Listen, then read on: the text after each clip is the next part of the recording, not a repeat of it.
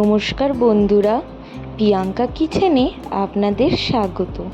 তো normal chicken খেয়ে খেয়ে যারা বড্ড বোর হয়ে গেছেন তাদের একবার বলবো এই রেসিপিটি ঘরে ট্রাই করে দেখুন। অবশ্যই আপনাদের খুব ভালো লাগবে। Are also diet free. তোমরা যদি ডায়েট বা ওয়েট লস জার্নিতে আছো, অবশ্যই কিন্তু এই চিকেনের রেসিপিটা তোমরা তোমার ওয়েট লস জার্নিতে ইউজ করতে পারো। তো চলো বন্ধুরা, ভিডিওটি শুরু করা যাক। তো এখানে প্রথমে আমি 300 গ্রাম চিকেন নিয়ে নিয়েছি। চিকেনগুলোকে কিন্তু খুব ভালো করে পেস্ট করতে হবে। চিকেনের মধ্যে একটু জল দিয়ে দেবেন, দিয়ে একদম মিহি করে পেস্ট করে নেবেন। দেখতেই পাচ্ছিলেন একটা বড় ডালা রয়ে গেছে, আমি কিন্তু পরের বারে ওইটা ভালো করে মিক্সি করে নিয়েছিলাম।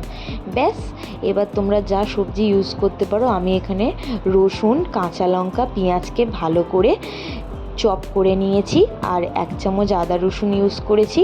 এখানে তোমরা বেসনও দিতে পারো, আমি কিন্তু এখানে ময়দা ইউজ করেছি।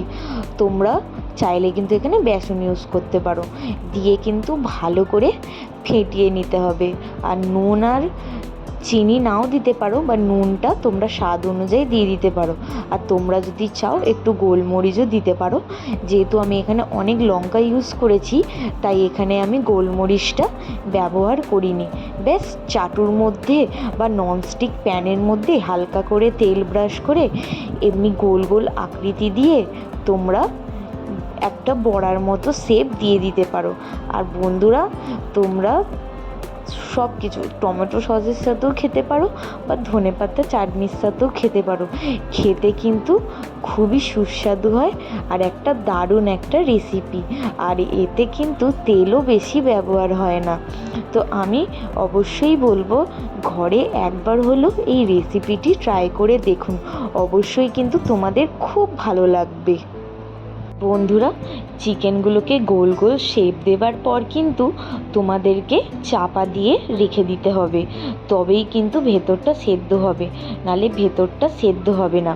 তো এখানে দেখো, আমি লাল লাল করে ভেজে নিচ্ছি। আমি এখানে তেলটা খুবই কম দিয়েছিলাম বলে আটকে যাচ্ছিল, তো ননস্টিক প্যানে কিন্তু আটকাবে না। আর দেখো একদম লাল লাল হয়ে গেছে, আর আমি ভালো করে উল্টে পাল্টে প্রেস করে নিচ্ছি যাতে দুপাশটাই গোল্ডেন ব্রাউন কালার এসে যায়। আর আমি এখানে চাপা দিয়ে দিয়ে কিন্তু ভালো করে আমি এখানে 5-10 মিনিট করে চাপা দিয়ে দিয়ে রেখে দিয়েছিলাম, যাতে চিকেনগুলো ভালো করে সেদ্ধ হয়ে যায়। আর বন্ধুরা, কী দারুণ খেতে হয়েছিল। তো আমি কিন্তু সবাইকে বলবো প্লিজ একবার ট্রাই করো, আর আমাকে কমেন্টে জানাও কেমন হয়েছে। পরের ভিডিওতে আবার দেখা হচ্ছে। Bye bye.